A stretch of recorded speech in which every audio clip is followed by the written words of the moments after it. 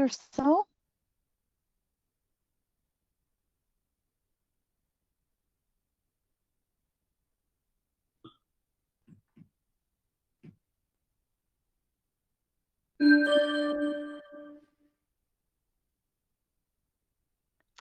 Good morning, everyone.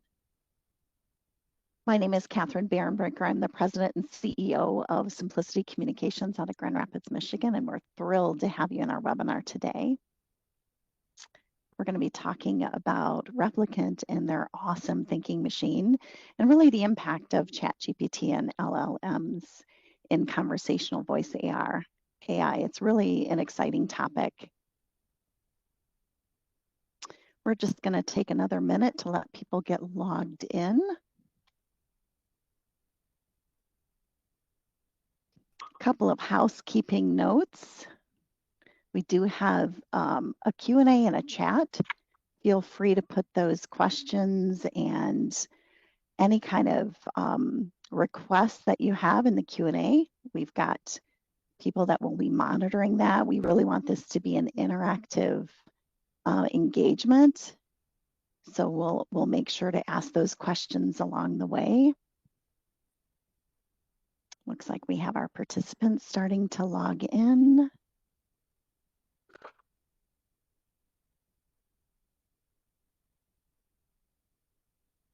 Just give it another minute or so.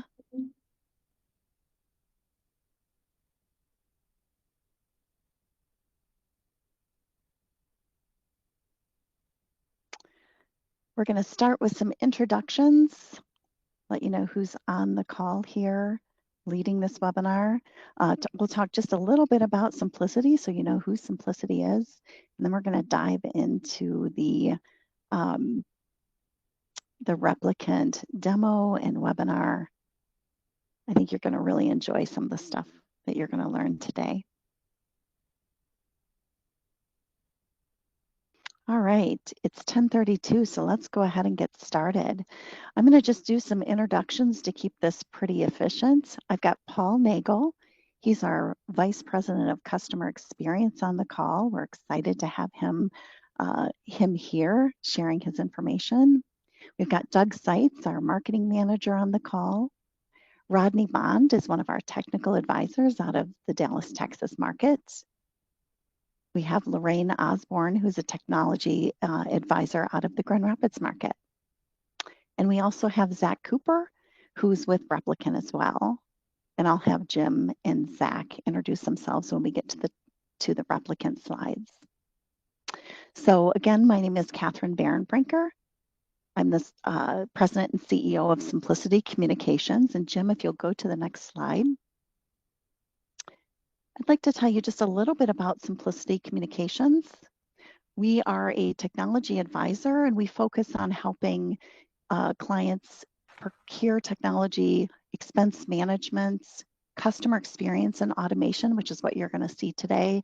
And then we also handle managed IT and cybersecurity. So these are three areas that we help walk in and optimize, consolidate, reduce, and eliminate waste in the technology arena.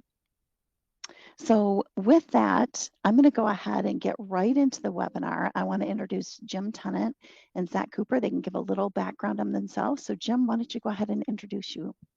Absolutely. Thank you, Catherine. Thank you, Symplicity team. My name is Jim Tennant. I'm the head of channels here at Replicant. I've had a chance to know Catherine and her team for a number of years in a variety of capacities, from telecommunications to circuits to SD-WAN to this thing called UCaaS to contact center as a service. And now here at Replicant, having an opportunity to share with you all the single platform that we have to offer, that we're going to go through a story today, describe some use cases, kind of dive in a little bit about what makes this Replicant Thinking Machine work and tick. We'll talk a little bit about ChatGPT, the new buzzword, and Silicon Valley and everywhere across the country, what that means and how that might affect this thinking machine. With me today is Zach Cooper, our Director of Sales, and he and I will kind of collaborate and share some use cases with you, some stories. Zach has been with us for how long now, Zach?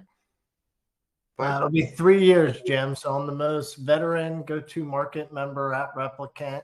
Super excited to be here. Thank you for including me. I had the privilege of doing some role play exercises with Catherine and I think some of the team a couple weeks ago in Charleston. Paul and I enjoyed a couple happy hour adult beverages, and I had the privilege and the opportunity to get to know the team a little bit. So just excited to be here and share how we're helping customers automate customer service calls with our conversational AI. I know Jim's got a few slides to walk through today. I'm here to provide some examples and experiences over handling tens and tens of millions of AI calls. So I think it's time to get the show on the road. Yep. And that's a good transition to literally what's happening in Charleston. I know, Symplicity and the team have a chance to go around the country, share their knowledge and education, what's happening. What we don't have control over is the economic times. And you think about companies today and the challenges they might be experiencing, specifically in the contact center space. Replicant took a survey about 2,400 different contact center leaders with demand metrics. And out of that results, you can see some of the statistical numbers and percents of, as you approach this year, what are you as an organization looking to do? Are you going to hire more people? Are you going to put everything on hold? Are you going to watch your spend? Are you going to look at automation? And you kind of see, the top 2 or 3 automating processes and looking at technology and investing in technology. And that's a wide range of technology that could be. And we're going to specifically talk about conversational voice AI today. AI in itself is a behemoth, right, in itself. So underneath the AI piece, you think about what things can be automated. And we're going to look at the ways to automate the front end of those voice calls, the call volume itself. And I think, Doug, we have a poll to begin kind of the excitement today. We wanted to get a pulse of those that have joined. Yes. How much of these issues, or if any of these issues, are affecting your business? And if you were to stack rank your top 3, what would that look like today? And Doug, let's repeat that poll just so that everybody can have a chance to jump in there and answer that.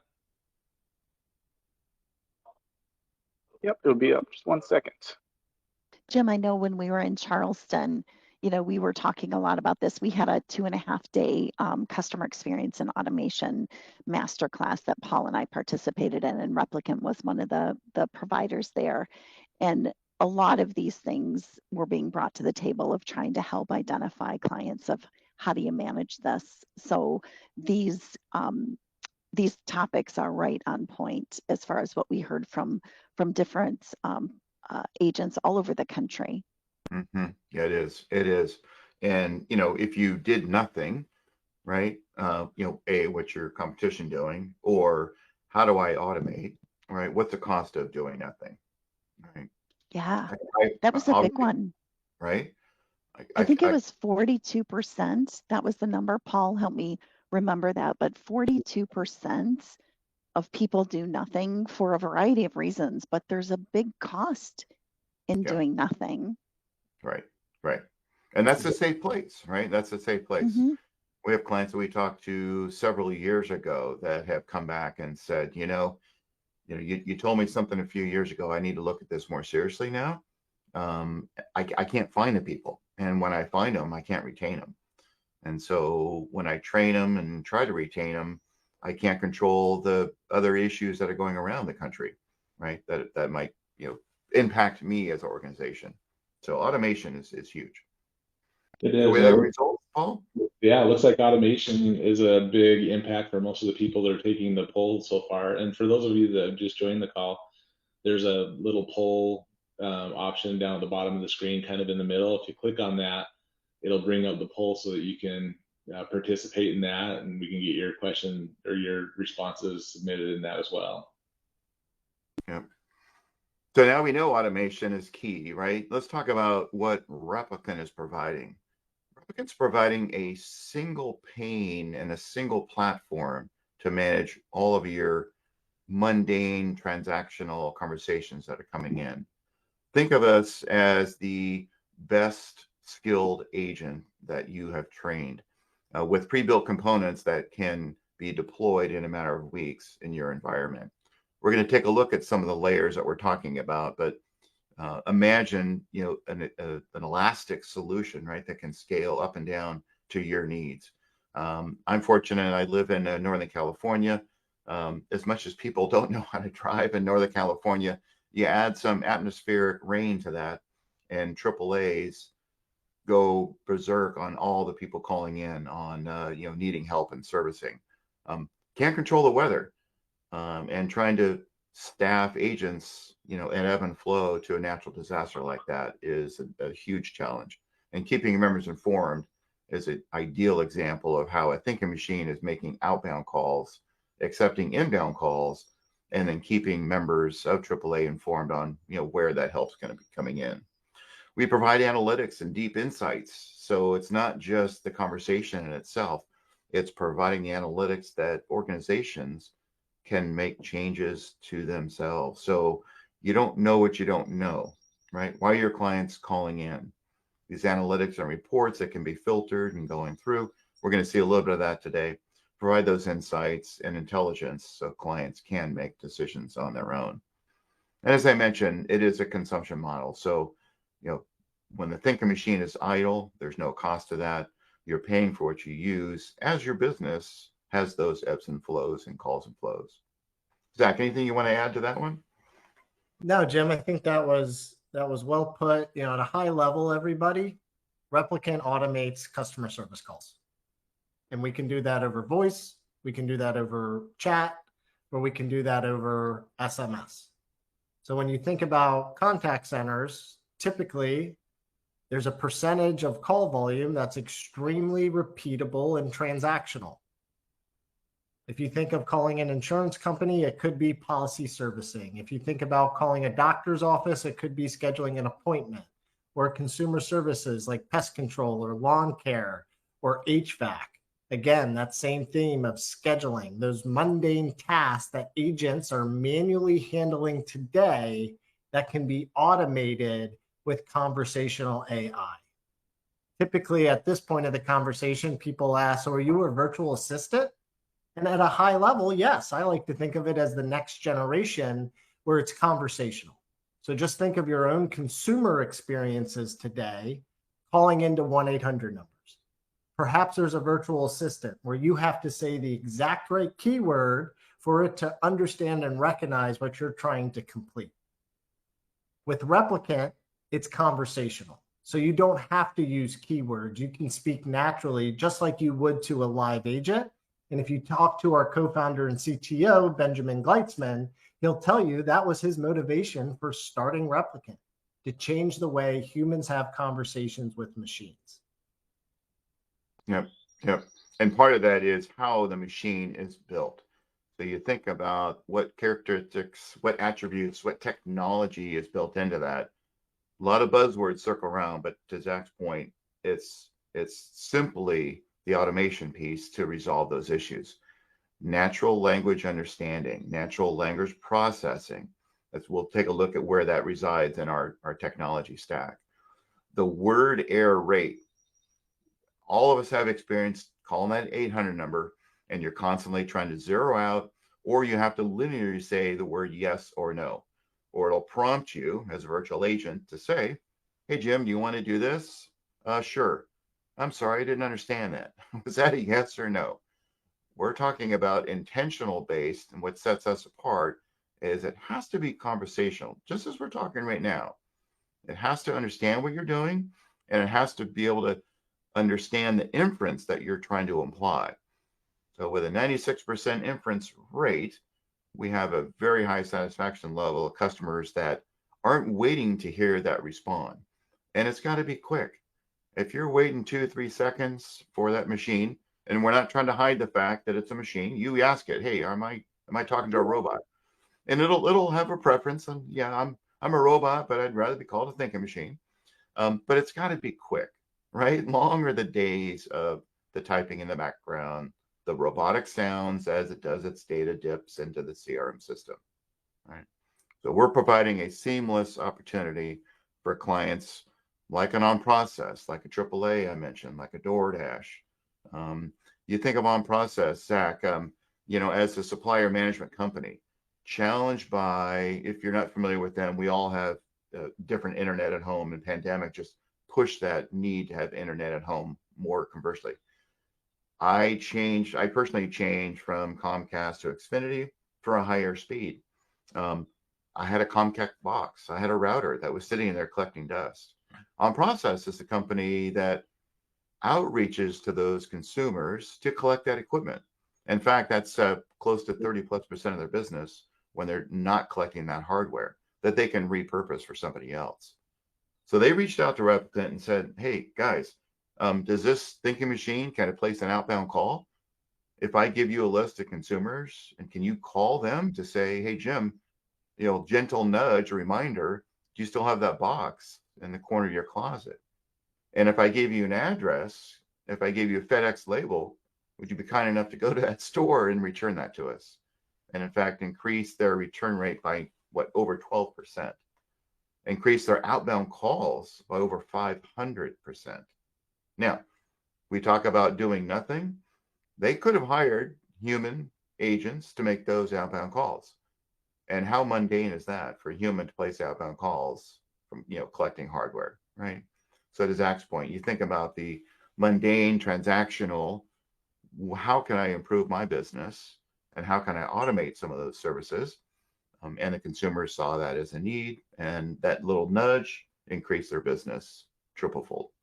Yeah, and I think one of my favorite elements to our customer on process is the chief operating officer, Mark Aldoni, is actually a 2-time Replicant customer. He was previously the SVP at Smile Direct Club, if anybody's familiar with the Perfect Smile commercials. And he had implemented Replicant there, saw significant top of the line and bottom of the line impacts with enhancements to the experience, because customers were getting their appointments scheduled in real time. They were getting their status updates in real time without having to wait for a live agent.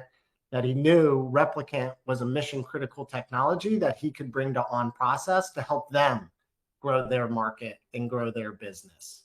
So again, 2-time customer who positions Replicant as mission critical to being able to operate an enterprise efficiently and with the goal of delivering cost savings, which is a consistent theme across all of our customer stories, whether it's DoorDash, if you're familiar with the mobile food ordering, always thought it was completely automated. Turns out there's contact centers, third-party BPOs with hundreds, thousands of agents who are placing these outbound food delivery order on the consumer's behalf to restaurants across the entire country. The problem that they were looking to solve for is they weren't able to meet the SLA in regards to the percentage of orders that were successfully completed. They had to look at a way to automate that business process.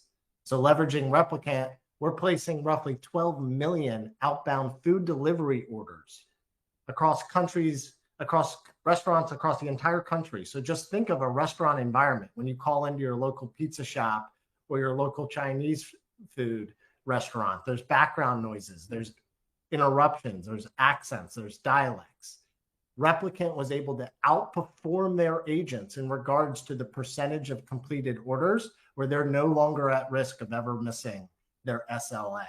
Or the AAAs, whether that's here in the States or in Canada, where we work with over 60% of the federation, automating the 3-part customer journey of roadside assistance, where similar to on process or DoorDash, they were faced with a decision.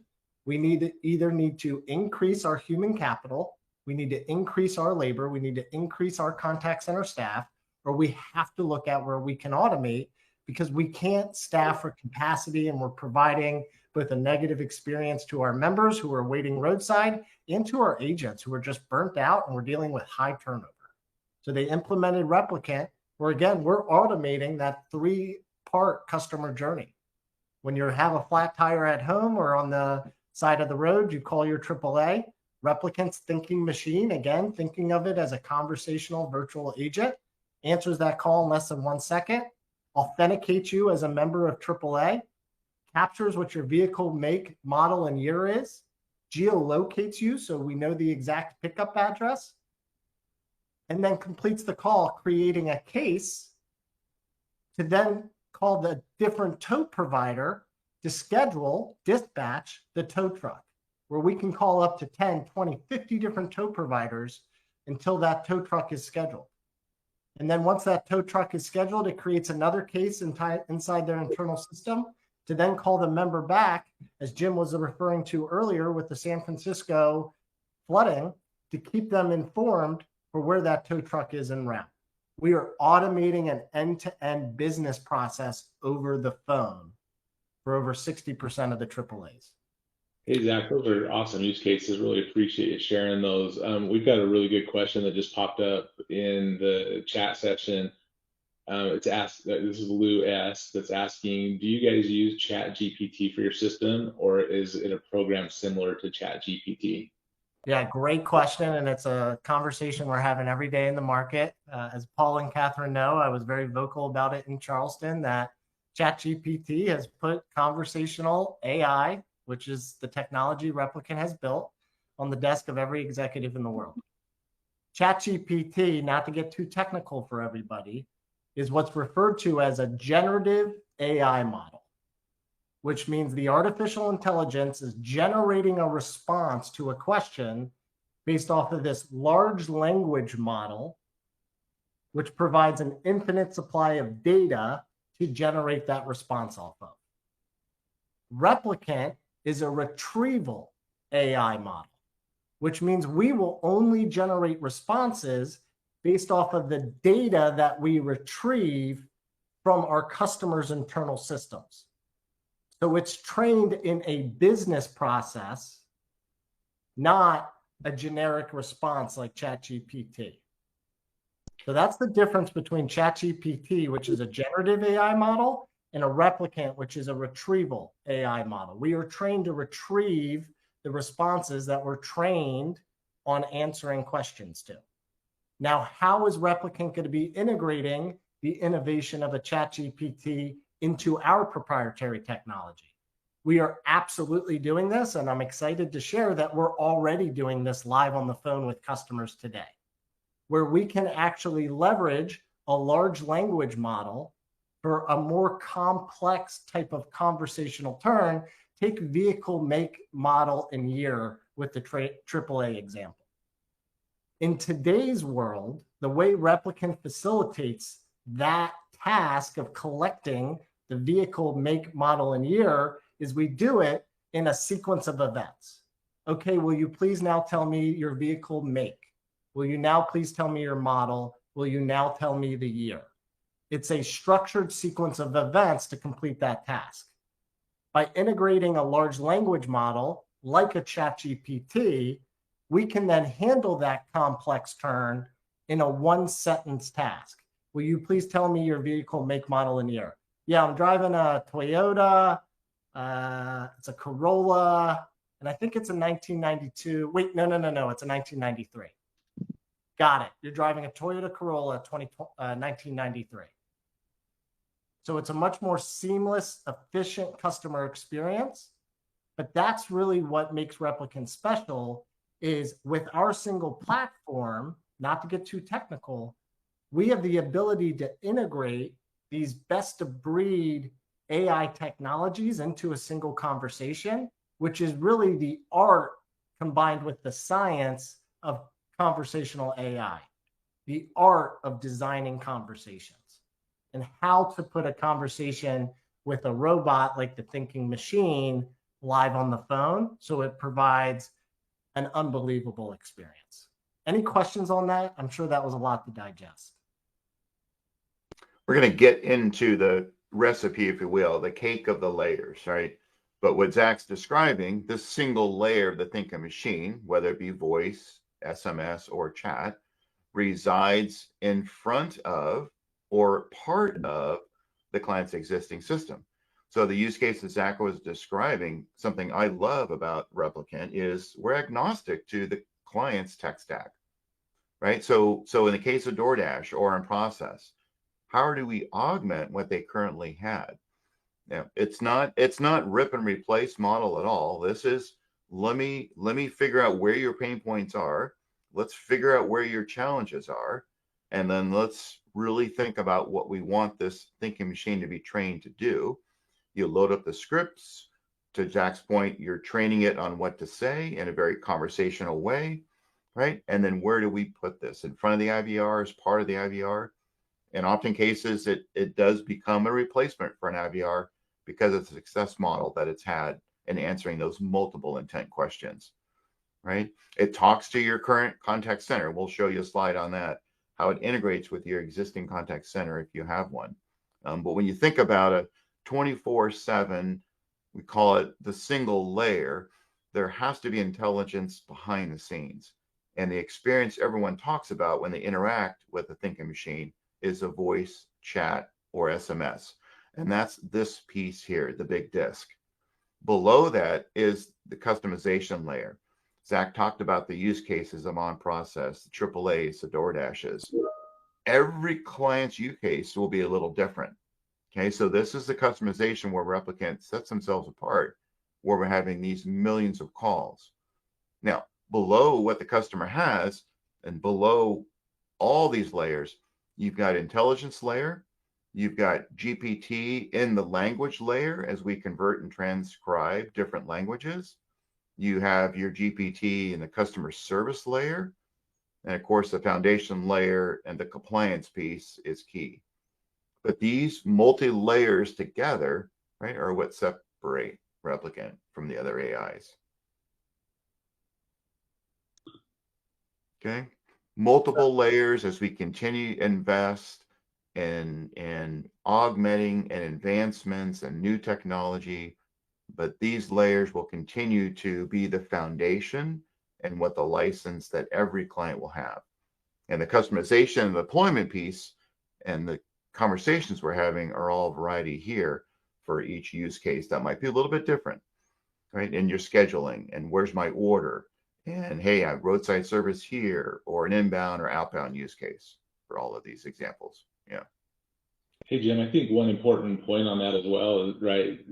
One of the reasons why people are so scared about using ChatGPT in a business setting is that, the answers that ChatGPT can be a little bit scary. Yeah. It can push customers towards another company in some situations, or it can offer biased information unintentionally, right? And so having it down at that layer with all these guide rails really makes it a much more business friendly model to be able to use, but still utilizing that power that's there. Exactly, Paul. You need to respect what it can provide, but you still need that human layer to be able to keep it within the guardrails in itself. We're all reading stories about, hey, I wrote my resume with ChatGPT. Hey, I wrote this particular white papers with GPT. Well, was that version 3, version 5? I hear 7 and 8 are being developed. You have to keep everything on the guardrails and really apply that knowledge. And that's where our conversational design engineers on staff have built this proprietary foundation in itself for the clients. Good point. And you can't ignore new technology, right? And that's the generative retrieval model, everybody, right? That's why ChatGPT can generate a response off of any question, because it's generating it based off of this infinite supply of data that it has access to. Replicants only get to respond to questions based off of the data we train it with, which is going to be the customer service data. And that, if you think about it, is what makes our technology so unique and special, is because we have handled tens and tens and tens of millions of AI calls. All of that data is what our thinking machine is being trained on, which is why, if you saw the slide earlier, it's like thinking of Replicant as an infinite supply of your best agents. As one of our customers put it, you can literally think of Replicant as your agentless BPO. That's always available, is speed to proficiency on day one, is 100% compliant, always follows the script, and always makes sure to ask the right question with the right answer every single phone call. Hey, Jim, are there different languages so that a company, normally in a contact center, you've got to hire people with different language skills, which can be, expensive to do. Does language come into play here where they can choose different languages? Absolutely. And not only just languages themselves, but accents, dialects. We spoke about the DoorDash, right? Outbound calls into a restaurant, putting up with variety of dialects, background noises, right? Restaurants themselves being put on hold. It has to be able to understand the intention. And it's not, hey, do you speak English or Spanish from the get-go? The thinking machine, if you change your flow and you change your language in midstream, it's going to understand that and be able to respond that way to you as well. Yeah, vitally I'm important. excited to see the demo. Yep, absolutely.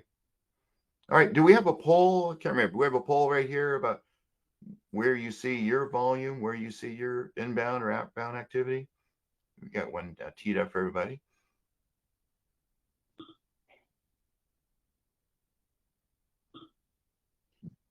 Yep, new poll just went up.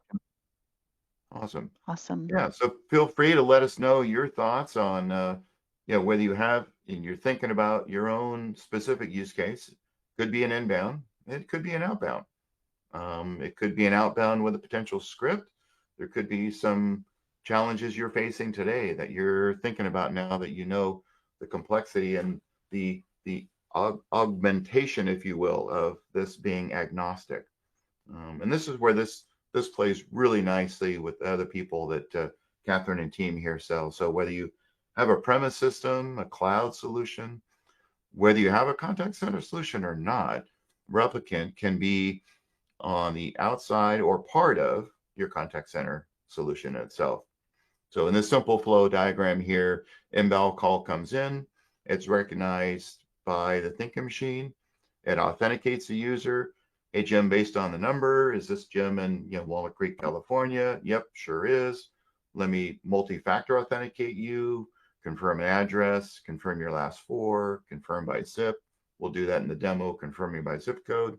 But it never holds that person hostage, right? We're aiming to resolve it, but it would never hold that person hostage. So if I'm zeroing out, I'm never going to talk to a robot. It might tell me, hey, Jim, the whole time is about 12 minutes. I can help you with what you're looking for if you do this and this, or I can patch you through. You can be on hold. Long of the days are call queue back and the machine calling you back at nighttime. So it's aiming to resolve you. It can transfer to the agent. And just as importantly, that agent's going to know that you've had the conversation with the thinking machine. It's going to provide those pop-up screens in whatever CRM system that's provided. So the agent's not repeating themselves. Hey, is this Jim? And I'll re-authenticating you, right? That's the last thing we want any consumer to have to do, right? Frustration levels. And it's going to talk to your APIs. It's going to have those API integrations with your CRM system, your scheduling system, your point of sale system, right? We mentioned compliancy. It's going to redact those credit card information if you're talking about a point of sale service in and itself, right? All the while, the analytics will be showing what are the calls that are going through? What are the calls that are not going through?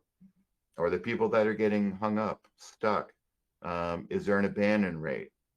This is not a thinking machine that doesn't track any of that. This is a robust, comprehensive, analytical intelligence machine that's providing our clients data, both linear, graphically, visually, and we support to that end. And as we're constantly measuring and monitoring those calls coming in, to be able to make those changes and make those changes on a daily basis, should that be needed.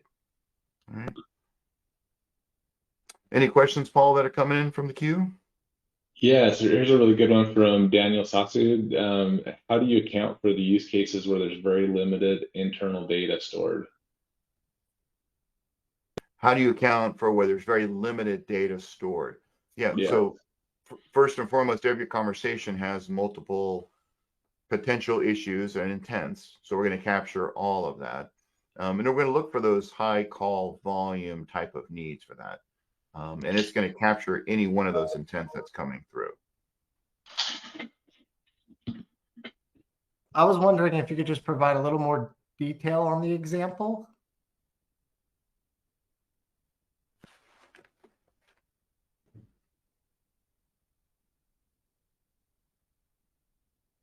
Because my thought with the question, and I've come across this quite often, where a customer has a system of record, whether that's a CRM or a homegrown internal repository of customer data, and they want to automate over the phone, but just due to their data set, the ability to, with artificial intelligence, just isn't achievable because there's no data to rely on.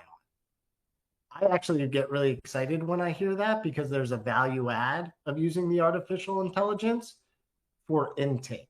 And Paul, I think we might have had this conversation where we've talked specific call drivers so far throughout the discussion today, but there are customers who actually replace or position Replicant instead of an IVR, where we handle 100% of the inbound calls to authenticate the caller, understand why they're calling, and then intelligently route that to the right live agent. Or if it's, for example, I need to check on the status of an order, just resolve that issue and contain the caller without ever routing it to a live agent. In that example, if you're not able to authenticate a member, but there is a anti-match or a verification match, you can leverage the artificial intelligence for what I call the demographic updates. I was able to find an account with your phone number. Will you please verify your first and last name? It doesn't look like we have an address on file. Will you please tell me your address? Or we don't have a phone number. We don't have an email. And it becomes a very easy automated way for informational updates. Yeah, it makes me think, Zach, of the client that didn't have a whole lot of data in one example. And we're going to show this in the demonstration here, where we identified that folks were calling in to their 800 number that they had posted on the website. And in so doing, we recorded these calls calling in an 800 number and the questions that continued to come in. They realized that they had the wrong 800 number on their website. Now, how would you know that you had the wrong 800 number unless someone was kind enough to go around the 800 number, called you directly, or knew someone in the company saying, hey, did you know that that number was taking me somewhere else and that was not able to help me at all, right? So just simply changing that number and themselves, being able to identify that, that was the wrong number, was a huge change in their business model for efficiencies, right? So it kind of goes back to, you don't know what you don't know. And in Zach's example, it's not uncommon for us to take the front end of all those calls to help them identify what those needs might be. Because in some cases, the client doesn't know. Right? You don't know those terms. So let's get right into an actual product demo. What you're going to look at here, got my phone on the left-hand side of the screen. We've got a Replicant dashboard on the right. We'll get into some of the analytics today, but I wanted to show you by demonstration. We've integrated with Salesforce. So here's myself currently driving this kind of car. We're going to change some things. I want you to listen to the speed of the thinking machine talking to me. And I'm going to do everything I can not to say your proverbial yes and no. Let's have some fun. We're going to show the use of what we call a flex form, right? It's a proprietary way of sending information to me to gather information back. If I'm in a noisy restaurant or I'm sending a credit card, the last thing I want to do is holler at a machine all my numbers in public, right? So we'll use a form and we'll see how it logs that form. We'll have some fun and we'll come back and do some analytics on it itself. All right.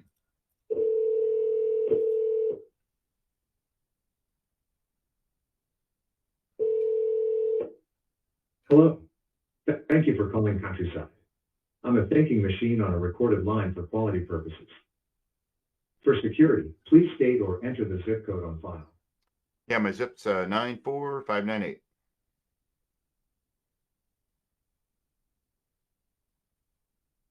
I didn't catch that. Can you please state or enter your 5-digit zip code? Yeah, my zip is 94598.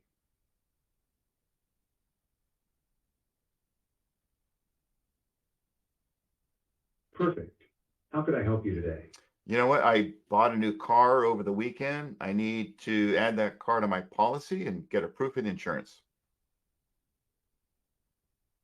Sure. I could help you modify the vehicle on your policy and get a copy of your proof of insurance. I'll text you a form so you can update the vehicle on file. Please hold while I do that. I sent the form. Did you receive the message? Yep, I got it. Click the link and fill out the form. I'll hold while you do that. All right, let's put a nice vehicle in here. And again, you're in a confidential area. You don't want to share information. You're reading off a multi-character VIN number, much easier via form.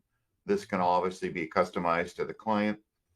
And the thinking machine, as you can see on the right, it's listening to me. It's waiting for me to say I need some help or I want to be transferred.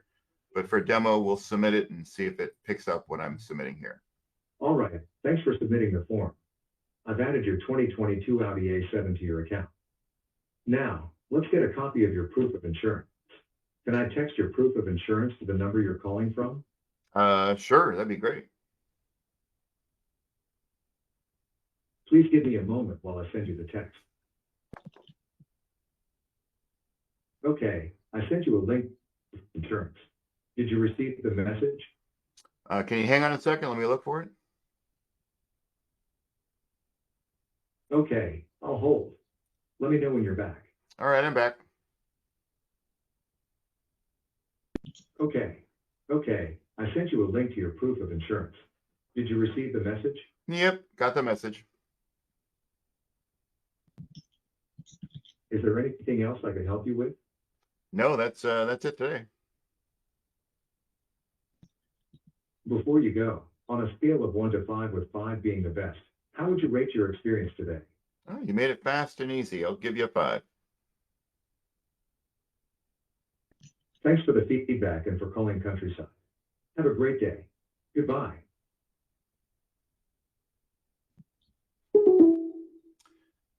So you'll notice right away, Salesforce new ID. So my new Audi should be in here. Had this call had been transferred to an agent, they would see that, oh, Jim, I see you've uploaded a new vehicle and we've sent you proof of the insurance, right? How else can I help you today? So all of that now in real time. Multiple flags. You can see where the different intents were happening when the machine and the person having a conversation. I didn't have to repeat myself that I wanted to do 2 intents, right? Add a vehicle and get a proof. And it provided that together. But knowing me, I failed to keep my proof and I lost my proof insurance. So now I'm pulled over on the side of the road. Policeman's asking me for my proof insurance. I don't have it. So I go back into my phone and I start texting that same thinking machine. And as I talk to the thinking machine on the dashboard, it shows a new entry. And now it's talking to me here. It wants to confirm, is this Jim? And as the policeman kindly waits for me to get my proof of insurance on the side for speeding, I'm validating that I do have proof. I swear, officer, I have proof of insurance. It's redacted on the dashboard side. And there's my proof that came to my phone. Same car, same vehicle. There you are, officer. I swear I'm driving with insurance, right? Same concept. So whether you're conversing, whether you're looking at different ways to look at your business, whether you want data from that business, the Replicant dashboard provides you all those analytics we talked about earlier, provides you all the calls that have gone through, all the data in summarization form, from metrics of customer satisfaction, if you've included that, to based on the design of the call flow itself, what that journey was, to out of the box reports from authentication to drill downs. What I really like best, we've talked about a little bit, is that what do we know and what do we not know? What are those unknown flows where we might create a turn based on the customer's responses, right? Customers responding in saying, remove me from the policy or cancel. You may not want a machine answering those, right? Or you might want to push back and say, let's get you set up with a promo to keep you, or let me patch you through, intelligently route you through an agent that handles that particular concern, right? The known flows, right? These are the flows that we've designed that the client knows what they're looking for, and that we continue to build on top of those, and multiple intents can grow with your account in itself. So high level look at all the conversations you see in each conversation, the full length of dispositions. If I'm an agent and I'm tired, am I going to log 13 different tags to a particular call, right? Every call is being recorded. The old how many calls are being recorded and monitored. You want to go back to those calls that maybe have had challenges or that were hung up early or that did have a challenge of being transferred, right? May not have the time to go through the hundreds and hundreds of thousands of calls that are coming in. So you want to be able to filter through and look at your data intelligently, like we talked about. All part of that 6-layer platform that we spoke about, all customized to the client, and all what we call our hypercare as we roll out and deploy, all being looked at with our customer success team to make sure that we're meeting those metrics that were expected and built upon that as well. So let me stop there. High level demo what we're doing. Paul, we want to offer both Zach and myself to do demos with different clients, do other drill-ins with anyone that has specific use case questions about themselves. And again, this was a high level demo of this, but much deeper demo dive can be done at any time too. Yeah, I really appreciate that, Jim. No, this has been very helpful. Are there any other questions that might have popped up and how ChatGPT and this type of technology come together to help out with customer experience or to create automation in your business? You think about how ChatGPT and large language models are being used.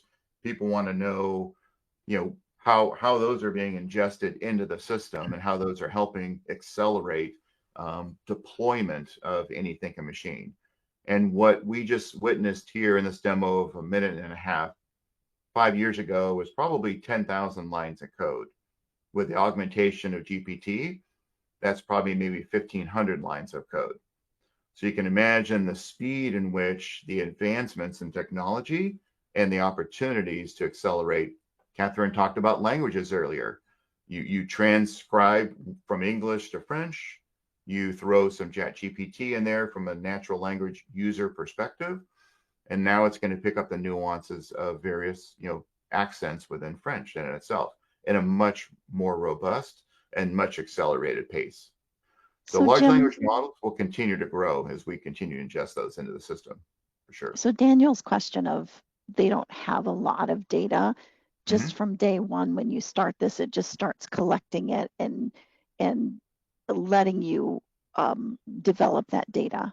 So even if you don't have a lot, you can still kind of dive in and say, where do we think, the benefits of this will come in, and then the thinking machine will just start generating that. And I think from my experience of working with you, it's kind of like Swiss cheese, your data, right? There's so many holes in it, and you don't know how to prioritize those holes.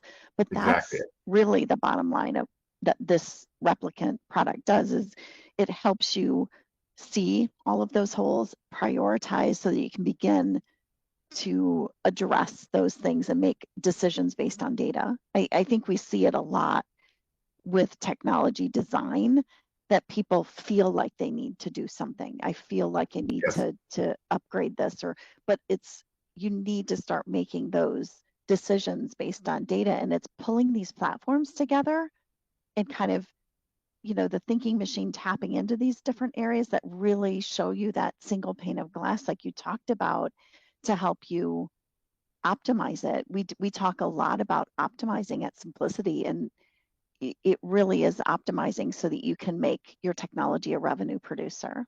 Well, that's perfect, Catherine. While we say it's data driven, if you don't have the data, Zach's got a hospitality example where they're saying, oh, we're going to go buy a contact center. We have to have a contact center because we're getting these volumes of calls. Well, what are you going to have the contact center do? How are you going to route it to your agents? And ingesting a replicant thinking machine in front of that provided them the data that they needed to be able to intelligently better route those calls when they did finally choose what contact center provider they were going to use. So Jim, our approach with clients, when we talk to a new client about Replicant, we tend to understand their business, what industry are they in, where are they at with their tech stack, and we can create demos to help show them. I know Lindsay's done a great job at giving us, or Lexi's done a great job at giving us a bunch of different demos in different industries, because sometimes when we talk about AI and the thinking machine, people, they are a little leery of it, but they don't quite understand what do you mean. And then we'd show a demo like that and go, oh, that's pretty cool. They can kind of see it. So I would encourage people, that are on the call is just, we'll definitely provide you with these slides, but we can also customize a demo for you specifically for your industry or what you're looking to accomplish. But because we deal with so many different companies, we might be able to make suggestions that you're not even thinking of for your business, because we have so many different companies out there. And I think at the end of the day, that's what people really need to see is show me examples, show me, so that you can start painting that picture of how do we make this leap. And forklifting is never fun. Like you said, you don't have to forklift anything. It's about enhancing it and then creating a story, in my opinion.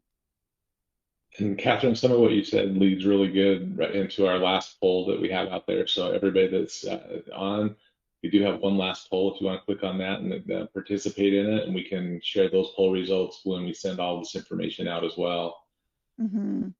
Yeah, you mentioned it, Catherine. It's about identifying the challenges if you don't know them already, right? Mm-hmm. If the simple challenge is bodies and headcount can't retain them, then that's good. But if you don't know those challenges and you don't know Mm-hmm. why people are banding, right? Mm-hmm. If we're not training the agents quick enough, or new compliances come out and we're trying to change the script across the country, and everyone's not answering number 7 or number 8 within their scripting queue, right? Mm-hmm. What are the results of that?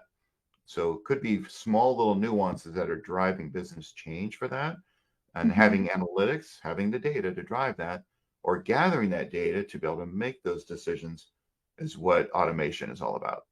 And don't you feel like data can be overwhelming? Like looking at the analytics and going, what do I look at first? How do I make sense of all of this? And I think that's a piece that we can bring to the table and help sort through that and navigate what that data looks like and help prioritize, because it can be overwhelming as you look at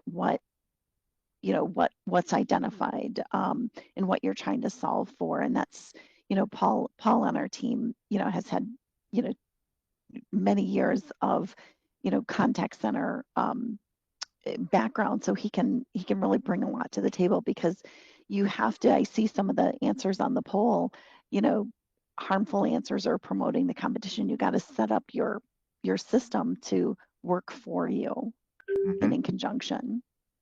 You have to be able to have information that's credible, right? Mm-hmm. And you have to have information that you believe can be corrected if that's what your goal is to do. But yeah, credible, reliable, timely information to be able to make those changes, and trust, right? On top of all of that. Yeah. Got a great Well, team Paul, here. So yeah, people that have questions, go back to you yeah. guys. And there's to your point, number of resources, number of Mm-hmm. different or the possible examples. So Mm-hmm. to all the attendees today, if you're thinking about something today, well, the light bulbs are going on. Well, can it do this? Can it do that? Definitely reach out to your team here. We can Yeah. help you with that. Paul, it looks like there's another question from Daniel. Yeah, Daniel. Daniel's question is ballpark, what is required for an implementation for a decent sized use case in terms of investment resources and time? Yeah, when you look at, before even deployment, we're going to have a conversation about what are those challenges. The team here, it'd be probably someone on Zach's team that's going through, what is the call volume that's there? What is the use case? What are we trying to accomplish? Walk us through what that journey is today, right? Where you want that journey to be. And we're going to provide every customer the business analytics, the business analysis for that, a return on investment before that statement of work is identified, and what the machine will say and what potentially the client's going to say. Right. Jim, So Jim, what Are kind of time frame is typical on a deployment in terms of, is there a way to say they take X amount of time? we generally say, 8 to 12 weeks. We can move faster depending on how fast the client has resources available there. I mentioned we build the APIs, so the client doesn't need engineers to build those APIs if they're not already built. But generally, it's a conversation with operations. It's a conversation with who we're integrating with from a telephony side to your CRM point of sale or scheduling side. And then our team takes the heavy lift there to actually deploy. But 8 to 12 weeks is probably a good, conservative approach to what are we trying to accomplish and how we're turning those voices on and how fast we're taking all those calls. Yeah, an investment in resources, Daniel, I would say we can take that offline because it depends on, what your tech stack is and, do you have on-site resources or, different things like that. So we can definitely follow up with you. That's a good question, though. That. Yeah. Oftentimes people Definitely. will, they'll shy away. Oh, I don't have the resources to build these. You don't even have to think that. This is, have the resources to help us identify what you want it to do. And again, we build it. We build it, right? We're taking what's already been built and augmenting it, customizing that upper layer that you saw there. What is that use case? And how do we take your recordings or your call scripts and how do we train that thinking machine to do what you want it to say and the nuances that you, the customer, want it to say? Yeah. And that's the fun part. Yeah. It is. It is super fun to see it.